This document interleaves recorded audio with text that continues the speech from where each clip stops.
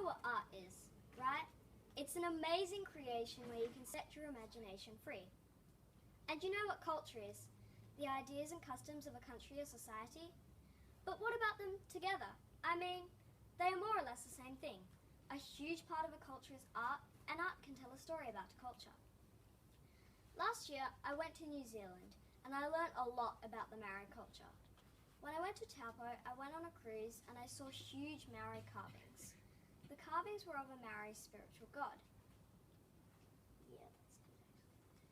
Each part of his tattoos told a story of why he was regarded as a spiritual god. For example, the tiki-tiki at the top of his head allowed him to communicate with the highest god in the Meharry culture. The carvings told a story that is closely connected to the Meharry people. Quite similar to New Zealand, Australia is a very multicultural country, but its base culture is the Aboriginal culture. Aboriginals use dot paintings to tell stories about the Dreamtime.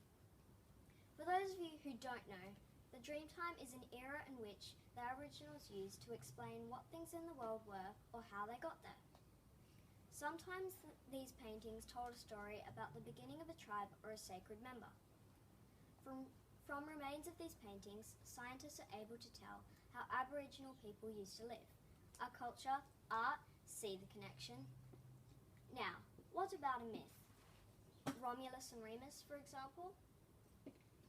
Two brothers, Romulus and Remus, who were the founders of Rome, were raised by a dog.